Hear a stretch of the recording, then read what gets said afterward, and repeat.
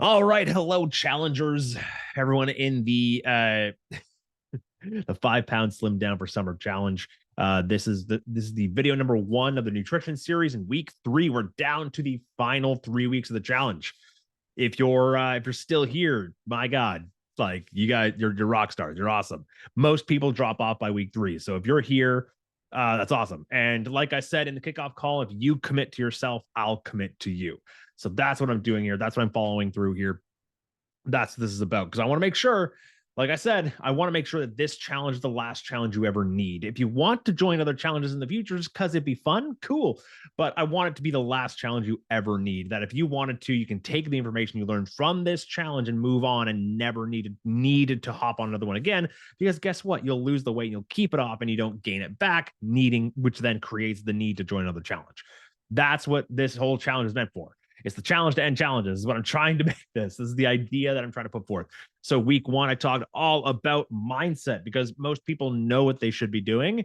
Most people know that what they should be doing, but they're just not doing it. So that all comes up here. Most people know that they need to eat more meat, eggs, salmon, fruits, and vegetables.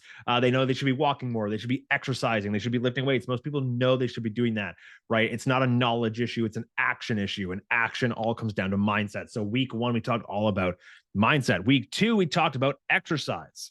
How to exercise for your goals, how to exercise to get that lean, toned physique that so many women are after. How to actually speed up the metabolism so you can eat more food and still lose weight and not have to go down to like 1,200 calories and try and eat like a rabbit. Just eat lettuce, munch on lettuce and carrot sticks all day, just to try and lose a few pounds. That all comes.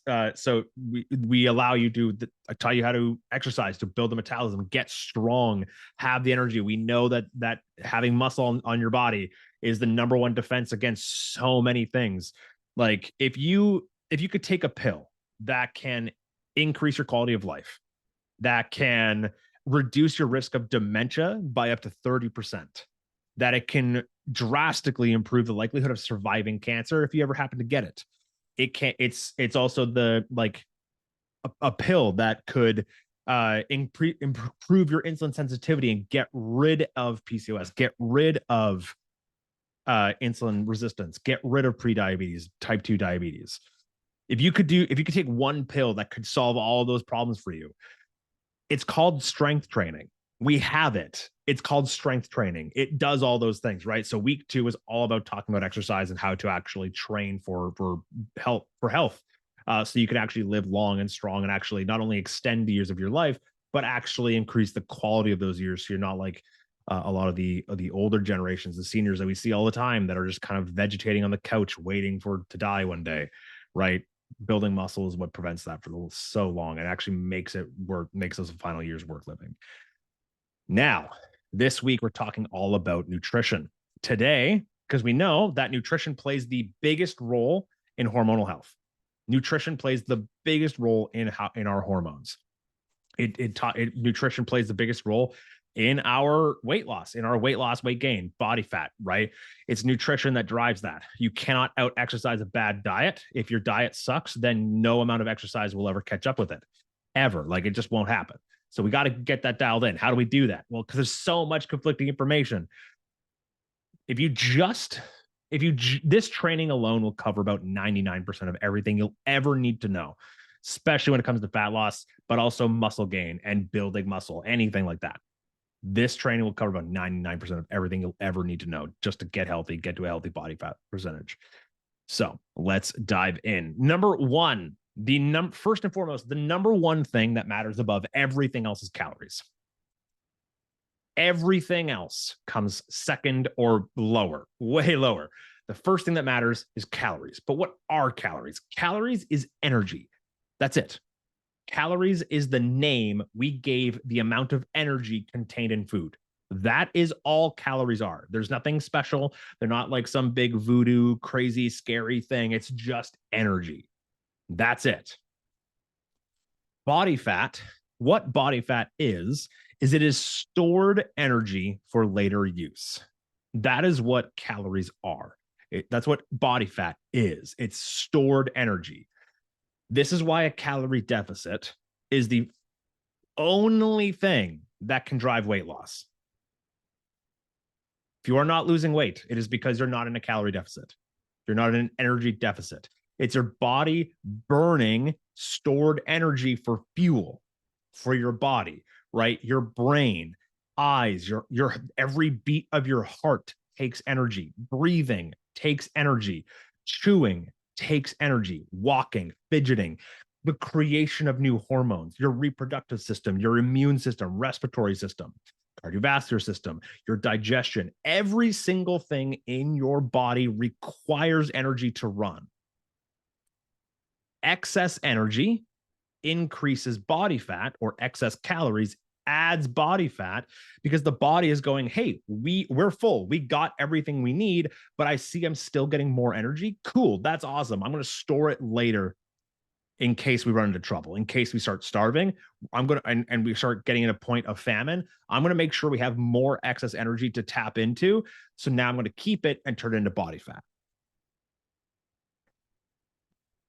Energy deficit means the body is going to call upon that stored energy, thus burning fat, because you're no longer providing the amount of energy required to run all of your body's functions. And so your body goes, got it. We're not bringing enough energy. However, I've got some stored energy up here. I'm going to use that instead, burn that up, like take from the wood pile, put it into the fire, make fire burn hot. You're like, that's what we're doing. That's why a calorie deficit is a must. Anyone that tells you that calorie deficits don't work is lying. They are lying to you, or they're just totally wrong and they actually believe their own shit. But you cannot lose body fat without being in a calorie deficit. So what should we aim for when it comes to calories? If we're trying to, it actually doesn't matter if you're trying to gain weight or lose weight. Calories, 10 to 12 times your body weight, your goal body weight. So take the number that you want to be, multiply that by 10 to 12. That's the range you should be in. I am very much an advocate for trying to aim for 12 first. Yes, multiplying by 10, you'll lose weight faster, but I'll get to why that's not always a good thing in a second. Start with multiplying it by 12. Your goal body weight times 12. That's what we're aiming for. What you're going to end up with is a number, and that's the goal you're trying to hit each and every day. If you go about 3 weeks at that number and you're still not losing weight, and you know for a fact, without a shadow of a doubt, zero doubt in your mind, that you hit that number on target every time for 3 weeks or more, then multiply it by 11 instead and see what happens. Once again, if you know for a fact and you are not missing, like, you know, beyond a shadow of a doubt, you are leaving nothing up to chance that you're hitting that number, then go down to 10. And if you're down to 10 and you're still not losing weight, well, then we've got another issue that we need to talk about. And that'll be in the other 1% that's not covered in this in this section. And I'll be covering that in the next 2 videos. Yes, if you go a little higher, you will lose weight a little slower. But do you want forever results or do you want temporary results? Because chances are you've done the 1,200 calorie diet. You've dived down stupid low, and that's the only way you can lose weight, eating 1,200, 1,400 calories and barely start to lose weight. But it's the only thing that works. Keep in mind that 1,200 calories to 1,400 calories is the daily recommendation of a toddler. A toddler, a 2 to 4 year old, eats that many calories.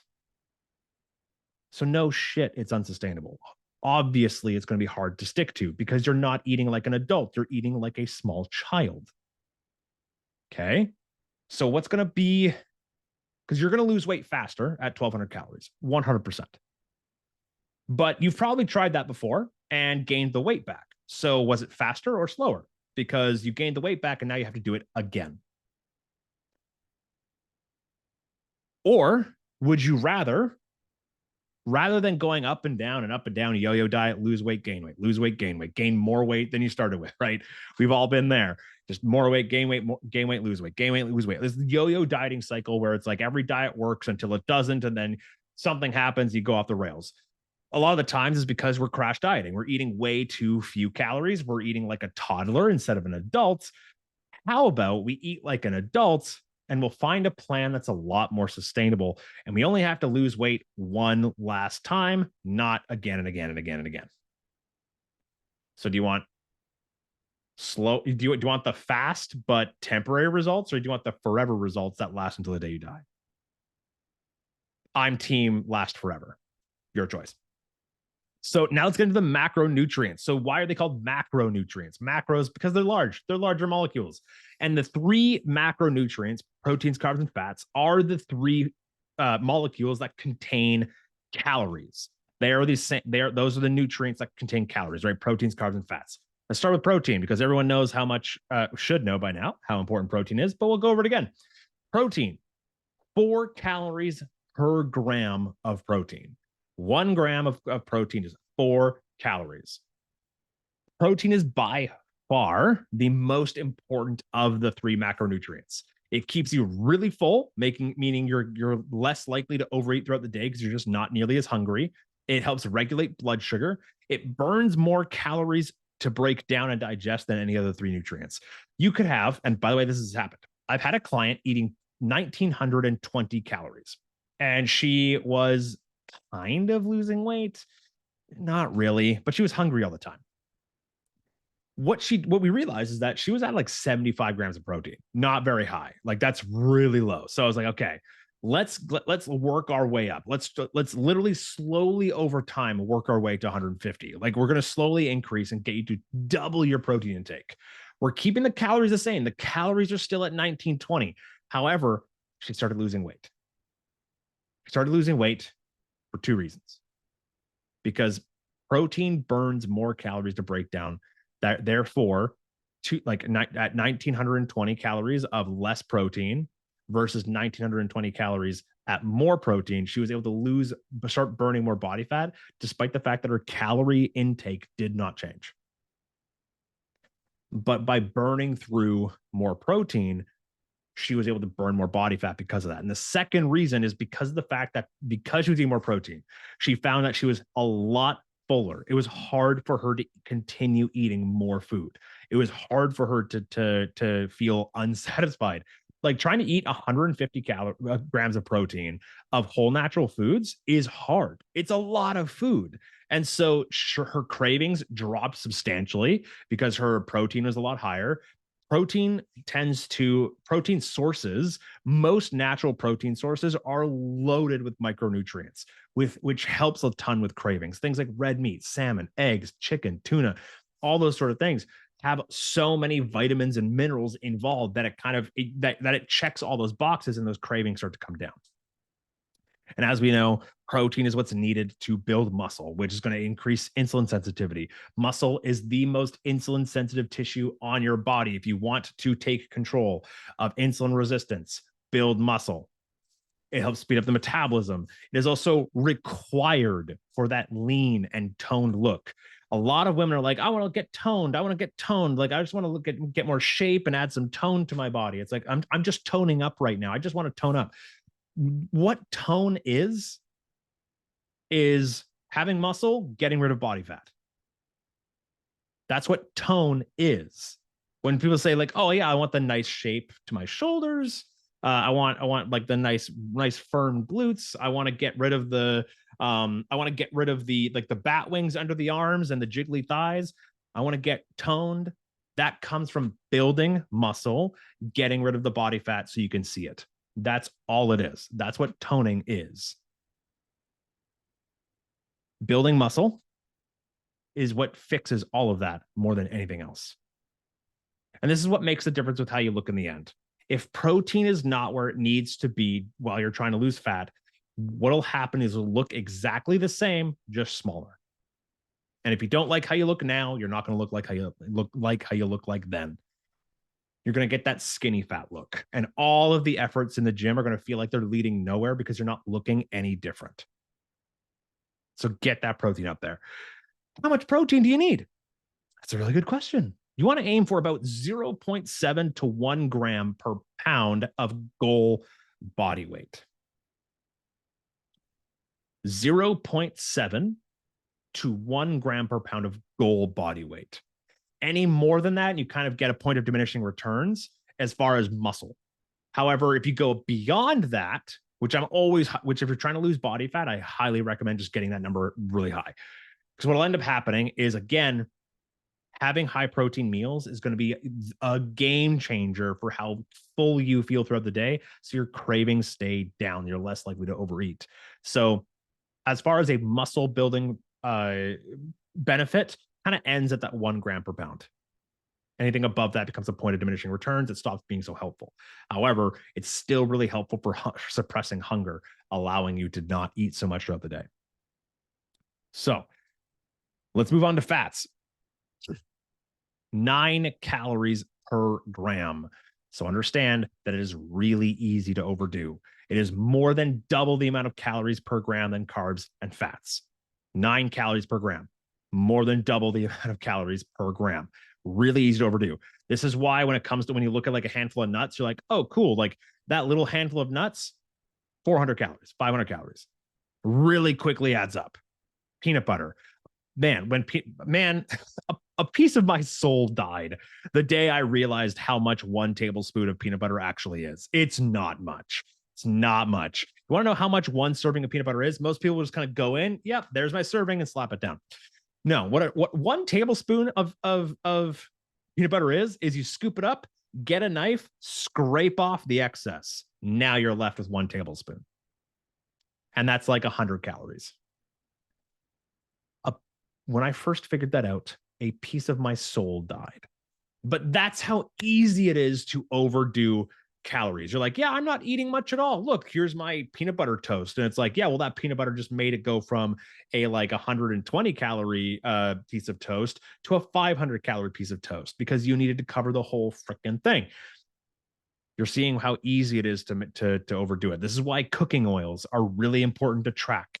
This is why every time you use any sort of oil, butter, anything like that, any sort of fat source, you have to always keep in mind how much the fat content, because calories can erupt really quickly if you're not being careful. However, fats are essential. They are the building blocks of all hormones in the body. Dietary cholesterol found in foods that everyone's always afraid of. Yeah, they're also the primary building blocks of your primary sex hormones, testosterone, progesterone, and estrogen. Super important. Low fat means poor hormonal equilibrium. Your hormonal balance will be off. They won't be where they need to be. That's a bad thing, really bad thing. So make sure you're still having a decent amount of fat. I'll get to how much later in a second. Fat also takes a long time to digest, similar to protein. One of the really good benefits of fat is that it helps slow down the digestion of other nutrients. So whereas protein just takes a long time by itself, fat makes everything else take a long time as well. Again, leading to really good satiety, meaning you're not as hungry as often, you're fuller for longer, which means you're eating less overall food throughout the day. And it makes eating a calorie deficit a lot easier as long as we're being mindful of the portion sizes. This is also why balanced meals are substantially more powerful for fat loss than trying to just eat a tiny little thing like this big and then snack on little itty bitty things throughout the day and then have lunch and it's a tiny little itty bitty salad with no substance to it, and then you'll snack on a couple things here and there throughout the day, and then you finally have a big dinner, and then you blow overboard because you're so freaking hungry because you didn't eat very much. Trying to eat as little as possible is always a recipe for disaster, especially at night. That's basically a way to guarantee that you're gonna start binging at night and just start and can't stop, right? So eating full balanced meals is always going to be a better answer. Also, I want to make a specific note on omega-3s. So omega-3s are one of the most healthiest fats you can get. You can find them in eggs, salmon, nuts. Like there's so many things, so easy to find. Avocado, phenomenal resources. But omega-3s are very, very important because it's so important for brain development. It has actually been directly shown that moms who consume more omega-3 rich foods have smarter children, more physically and mentally capable children. This has actually been documented in real scientific literature. Like eating more omega-3s is actually going to directly support your baby's health and while breastfeeding, because it helps with the development of the brain. How much does it help develop the brain? Oh, well, I'm glad you asked. Essentially, what they're now finding is that people who neglect omega-3s in their 20s and 30s have about a 44% increase in likelihood of developing dementia, Alzheimer's, and Parkinson's in their senior years. Eat your omega-3s. It is also a powerful anti-inflammatory, and we live in a very inflamed, naturally inflamed, chronically inflamed society. Inflammation isn't necessarily a bad thing, but if you watched my video about a month ago where I talked all about inflammation and brain fog, you're going to understand why inflammation is actually a good thing, but chronic systemic inflammation is where the problems come up. And that entire video is all about inflammation. So if you want that, let me know, comment down below, and I'll make sure to fire that video off back to you as well. That way you have that one as well, but it's phenomenal. But omega-3s, what they've noticed is now as well is that a meal that is rich in omega-3s has a substantially less of a blood sugar spike after that meal. Really helps with blood sugar spikes. So if you're somebody with dementia, Alzheimer's, if you're somebody with PCOS, if you're somebody if you're menopausal, if you're somebody with insulin resistance, type 2 diabetes, or pre-diabetic, omega-3 rich foods are going to be your lifesaver. They're going to help a ton with blood sugar control. They've actually taken meals. So the same meal, exactly the same meal, the exact same carbohydrate intake, proteins, carbs, and fats, and calories, the exact same meal. There's two meals. The only thing that they switched out was the fat source. They took from like a ghee, like a butter and a ghee, and they swapped it with something rich in omega-3. And even though it's the exact same meal, the exact same carbs, fats, and protein breakdown, the exact same calorie breakdown, the meal that had more omega-3s had less than 20% of a blood sugar spike as the other meal. And that's how powerful it is. It is an incredible tool. So for fats, what are we aiming for? 0.3 grams per pound of goal body weight is the minimum to aim for to maintain hormonal health. It's the minimum to aim for hormonal health. 0.3 grams per pound of goal body weight is what you want to aim for each and every day. Lastly, everyone's favorite, but also the one everyone's afraid of, carbohydrates. Carbohydrates, 4 calories per gram. It is your glucose, is your body and brain's favored source of fuel. It is the best source of fuel for your body and brain. Your brain runs on glucose. Your muscles run on glucose. Everything in your body functions better with glucose. Carbs make you feel good, so eat them. All physical activity gets easier and feels better when you have more carbs. Overall energy through the roof if you have more carbs. It's good for your soul. Like, come on, a donut tastes amazing, right? And here's what we also know. Insulin is the shutoff valve to cortisol. Menopausal ladies, you need to listen up. Insulin is the shutoff valve to cortisol. Insulin is spiked through carbohydrates, blood sugar, glucose. Insulin is spiked from carbohydrates specifically. Insulin is the shutoff valve to cortisol, which is your stress hormone. When they have an inverse relationship, insulin and cortisol have an inverse relationship. When one goes up, the other one must come down. And so this is why when you're in moments of extreme stress or emotional turmoil, right? Stress eating, emotional eating. This is why when you're in those moments, you reach for carbohydrates and not a steak. Because your body recognizes that, hey, cortisol is really high. We got to bring this down. So go reach for some sort of carbohydrate-rich food. Sugar happens to be the easiest form of carbohydrate to digest.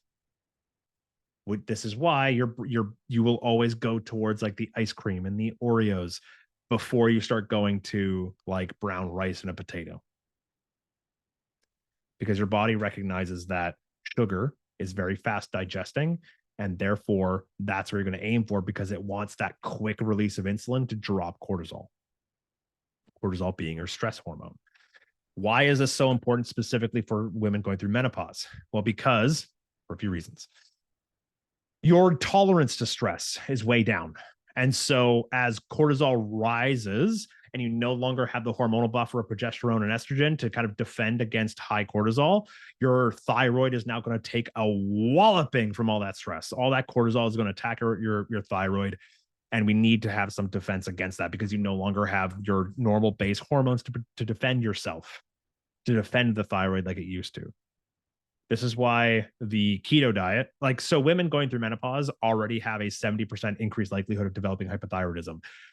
Women who are going through menopause who hop on the keto diet almost guarantee it, because they're getting rid of the one defense mechanism they have against it, which is insulin. But the fact is, all carbohydrates get turned into glucose in the body. Sugar gets turned into glucose in the body. Fiber, to a degree, gets turned into glucose in the body. Potatoes, white rice, brown rice, multigrain, whole grain, whatever it is, every single carbohydrate source gets turned into glucose in the body, which means that there's no reason to fear sugar.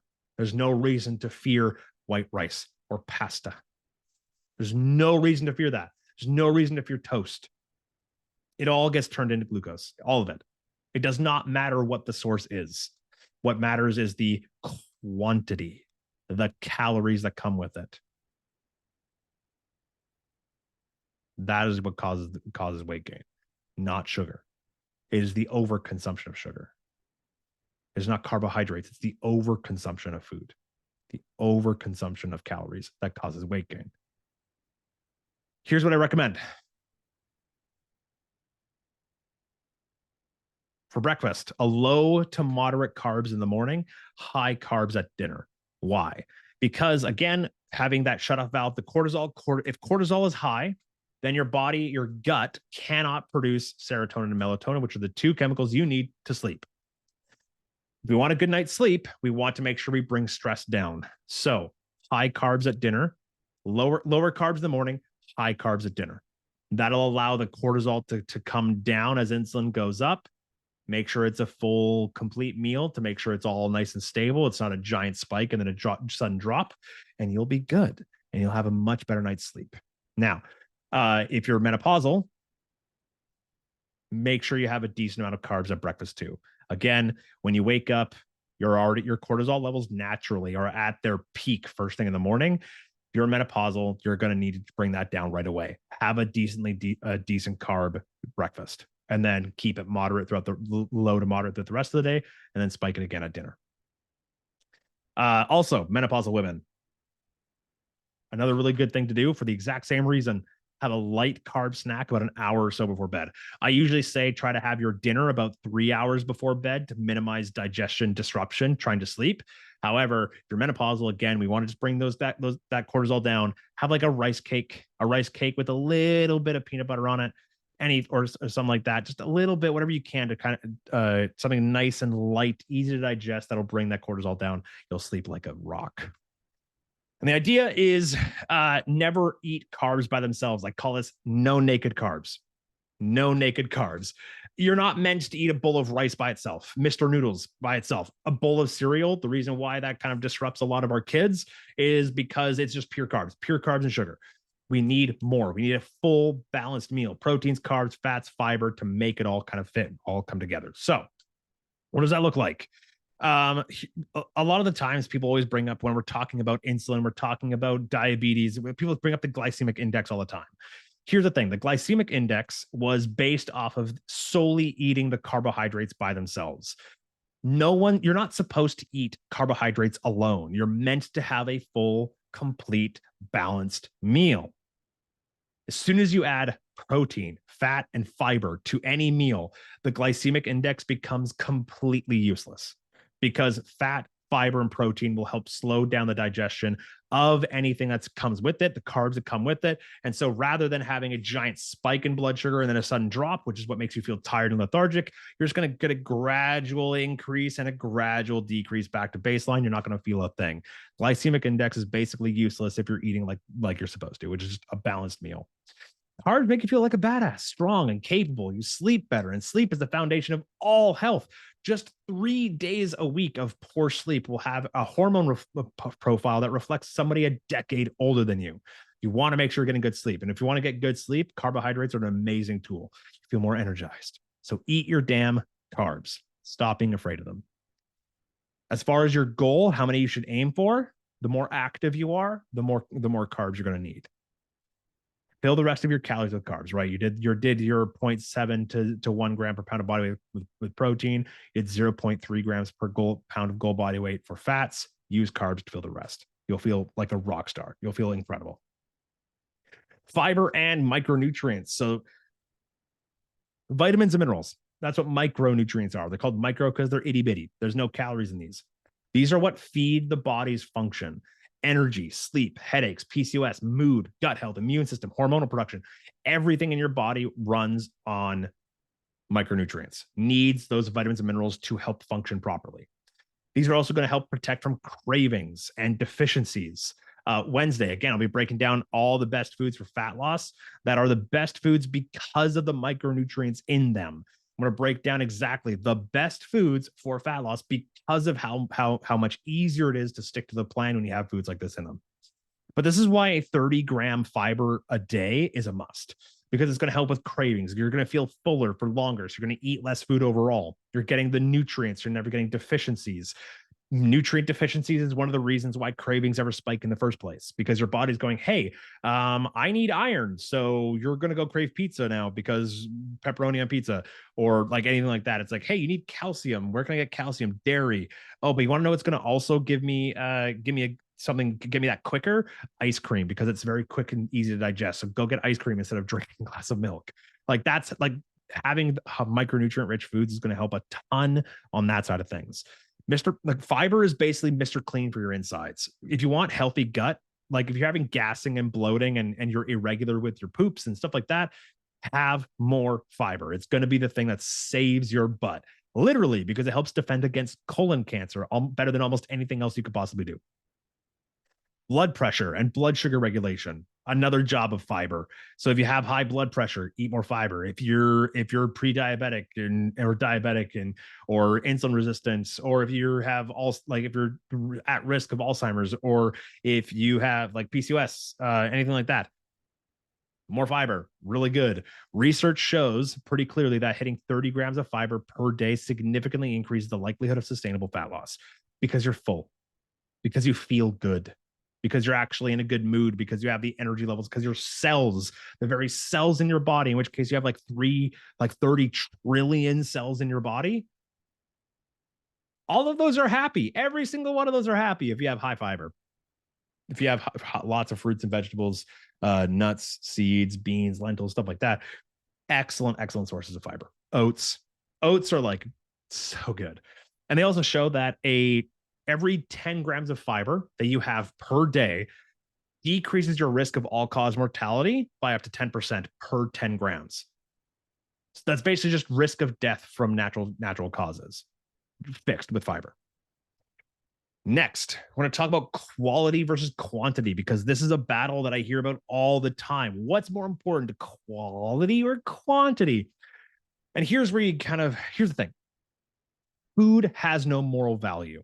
So when you call things good foods or bad foods or clean foods or dirty foods, you're really just you're screwing yourself over. And it's kind of pretentious. Like let's be honest. How many people do you know it's like, I can't eat that because it's not clean, or I'm eating clean now. I'm clean. What the fuck does that even mean?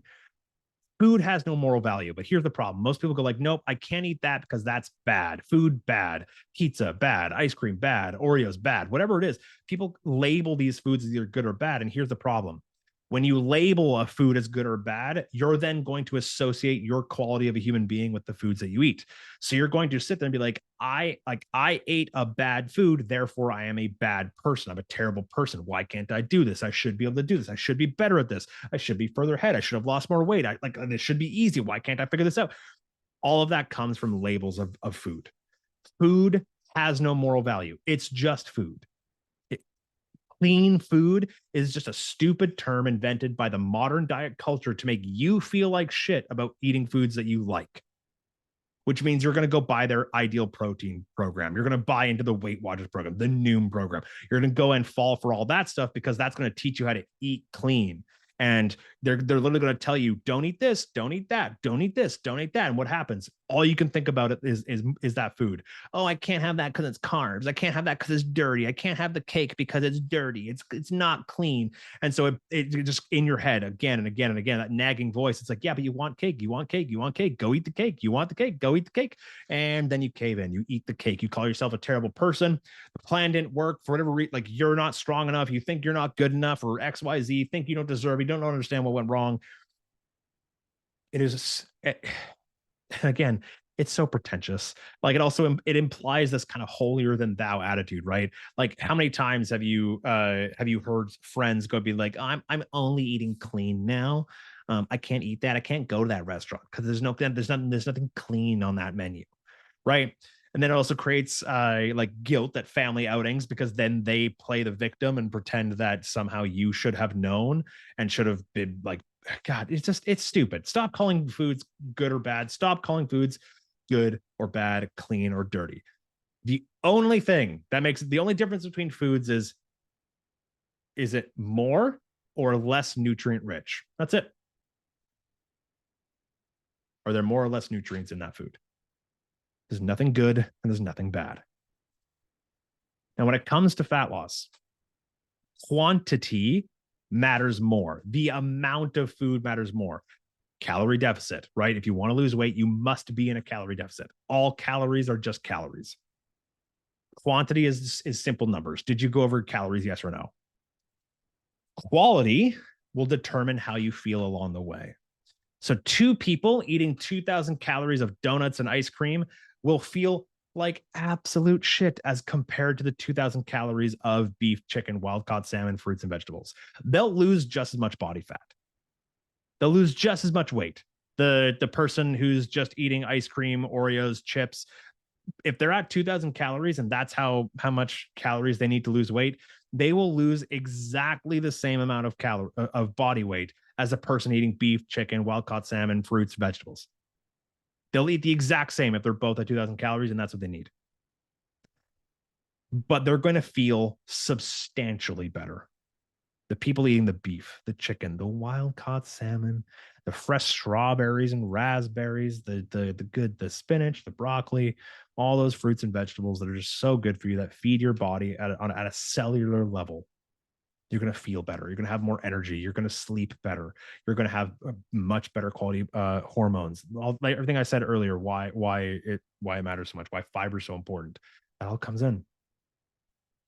And if you feel good, you're a lot more likely to stick to it. Keep in mind, like, so there are three examples I have of this. There are people who have eaten I have no idea how they did this because this would have been so gross. There is somebody who ate 5 Twinkies every single day, lost weight. There's somebody who ate nothing but McDonald's for a month straight, lost 12 pounds. There's someone who who had the 7-Eleven diet, who ate only 7-Eleven food, lost 8 pounds in a month. It's very possible to eat the foods that you love and still lose weight. There are no foods that are inherently fat burning, and there are no foods that are fat storing. They don't exist. Are you in a calorie deficit? Yes or no? The great news is, knowing that, because now you understand that all diets work as long as they're strictly adhered to. All diets work as long as they're strictly adhered to. So again, part of that comes down to eating like an adult, not like a toddler.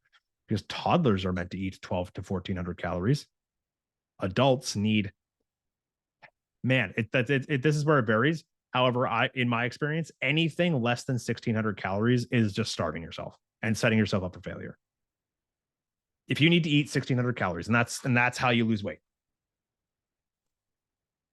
you're gonna have a problem, really big problem. It's gonna happen. Might not be now, might not be today, might not be a month from now, but eventually you're gonna be starving because you've found out that eating like a rabbit is somehow the correct. Came to the conclusion that that's somehow the correct plan of action, and something's gonna happen. And something's gonna snap. Life's gonna punch you in the throat, and you're gonna cave. It's only a matter of time. Eat like an adult. Let's eat some good quality, delicious food. And yeah, add in some Twinkies every now and then. Add in some McDonald's every now and then. Some 7-Eleven every now and then. You'll be fine. And again, now that you understand all that all diets work as long as they're strictly adhered to, that brings us to the final point of this video.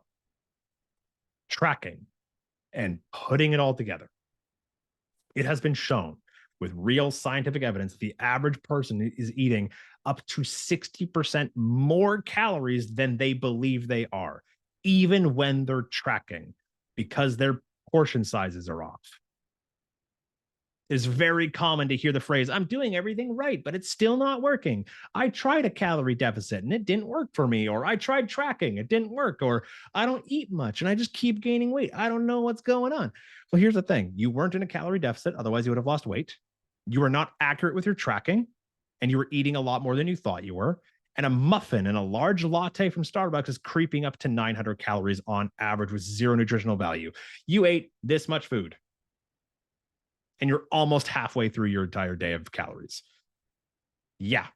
The average woman the average person that I work with, the average woman that I see, and the average woman based in scientific literature, like this is real. This isn't just me pulling shit out of my ass. On average is eating close to 2,750 calories. And they say they're eating 1,600 calories. They say they're eating 1,600, but they're actually eating 1,000 calories above that. Even when they're tracking and they think they're doing it right. Tracking properly and measuring, like weighing and measuring everything and being mindful of everything that goes in your mouth with food scales, measuring cups. This is how you retrain your brain to recognize proper portion sizes. It's a skill and it's going to be frustrating in the beginning. It's going to feel tedious. It's going to feel annoying. And you'll find every reason under the sun to say why it's stupid and why it's not working and why you can't figure it out. But if you are proactive about it and you're thinking about tomorrow, today, planning your meals the day before and tracking will then start to take no time at all because you're going to get better. Not only are you get better at tracking, it's going to be faster. So, which means as you get better at a skill, you get more efficient at it, right? You start tracking faster and faster. It becomes a lot easier. You plan your meals the day before and tracking will take no time at all. And you'll never have to play catch up. If you measure everything in grams, this is how super easy it is. So I'm going to use a book as an example. Okay. So let's say that this is your plate. Normally, you would put food on it and then you eat the food. So you want to know what you do now? Instead, it's the exact same steps. Nothing changes. You're still just, here's plate. Now you're just putting it on a food scale. Then you put food on here. Once it says the number that you need it to hit, you're done. It doesn't take extra time to track. It doesn't take extra time to track food. If you're planning ahead, you know exactly how many grams of each food you have, whether it's potatoes, white rice, it could be ice cream, it could be this, that, the other thing. It could be beef, it could be broccoli. It doesn't matter what it is. If you're measuring in grams, you just wait until that number pops up and then you stop putting food on your plate. And now you see exactly how much a proper portion size looks and how many calories are in this many grams, what it actually looks like. It doesn't take any extra time to track. Now, if we're looking at And here's the thing, because a lot of people like to throw shade at tracking, like it's somehow like this big evil thing and shouldn't be needed. Here's the thing: if we're talking about intuitive eating, like you using just your eyeballs, that's what got you into this mess in the first place. So maybe we need to retrain your eyeballs. We need to retrain your intuition so that it actually serves you rather than fights against you.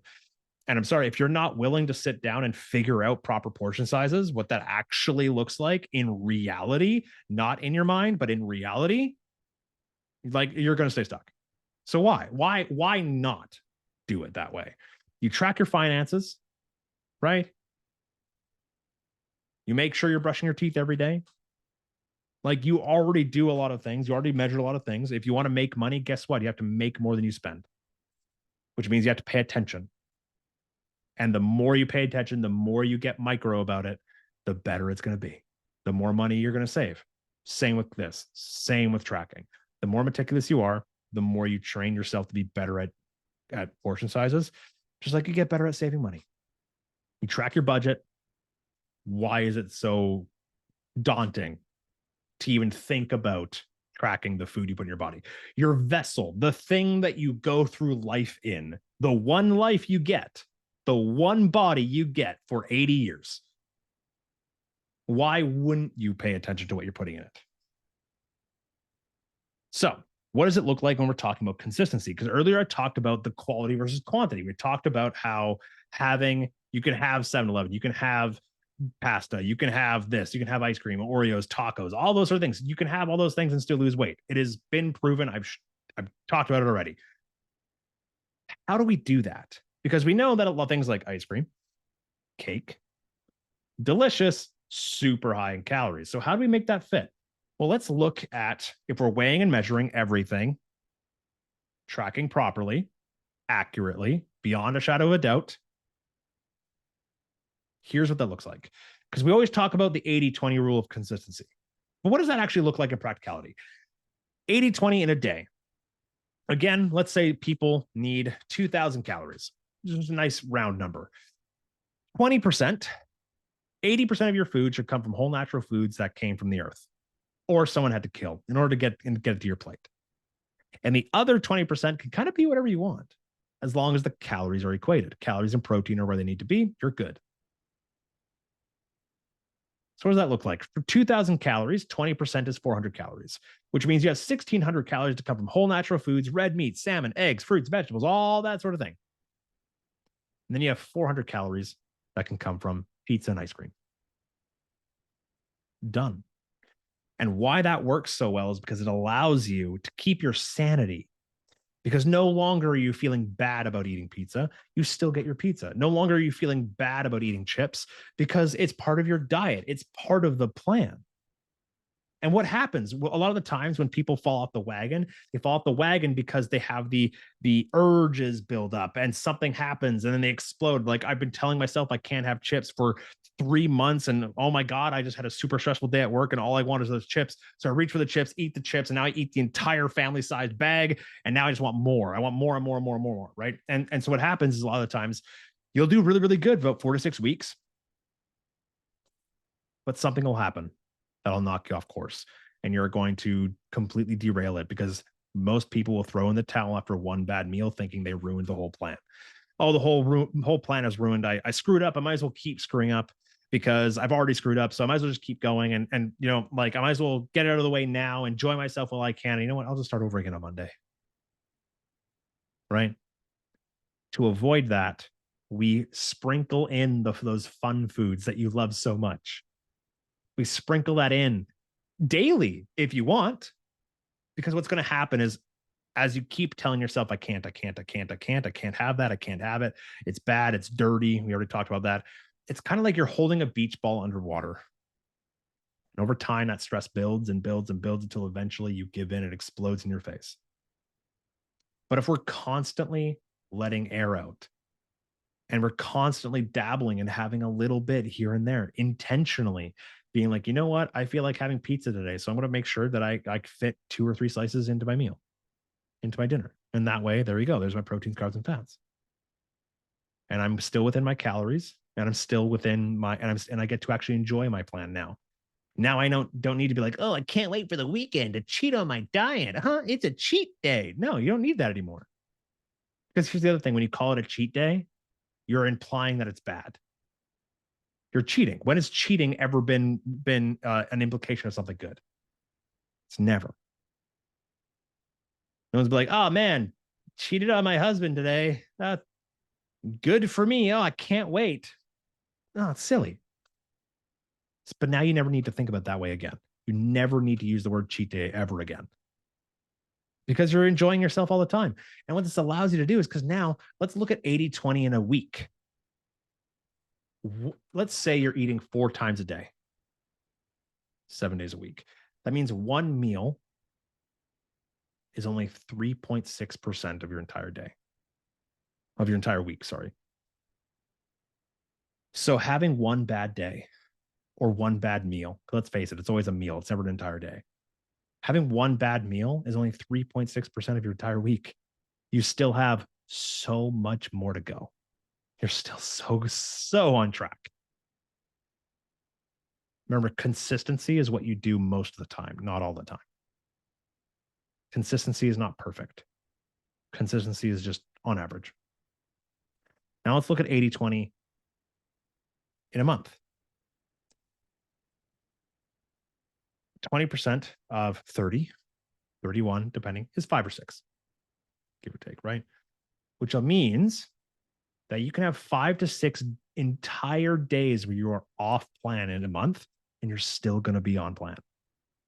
This means you can make entire day trips, camping trips. You can have vacations. You can have barbecues, weddings. You can go to any sort of family event. You can go do Christmas parties, New Year's parties, Halloween. You can look at the month ahead and go like this day, this day, this day, this day, and this day are the days where I know I'm going to be challenged to stay on plan. So as long as I'm good the other days, I'm good. And now you have these events planned into your day instead of always trying to work around them or be like, I'm going to starve myself all day so that I can make room for dinner for the barbecue tonight. Like, no, that's not healthy either. But by sitting there and planning ahead for the entire month, you can look at it and be like, cool, here's my date night with my husband. I can now go on a date night with my husband and never have to feel shame and guilt again with the food that I order because I planned for it. I see that. I have 5 to 6 days a month where I don't need to give a shit about my food and I'm still going to be on plan. Now let's look at 80-20 in a year. It's about 41, 42 on average. Well, 41. Which means you can literally 11 weeks straight, almost 3 months straight in a year where you're not giving a shit about your diet, and this year can still be a success. So that's kind of the gist of what I wanted to talk about today. Calories. Calories above all matter most. If you're not losing weight, it's because you're not in a calorie deficit, period, the end. Now, instead of going, oh, I'm just going to eat like nothing, I'm going to go eat like a toddler. How about we just instead go, okay, well, maybe there are some holes in my tracking. Maybe I'm not as accurate as I know I can be. So get to it. Every single thing you put in your mouth, make sure it's tracked. Macronutrients, proteins, carbs, fats. Protein is the second thing that matters most. It is the thing that gives you that toned, lean look. Fat, hormones, carbs, sleep, energy, fiber, gut health, digestion, helps fight cancers, makes you feel incredible.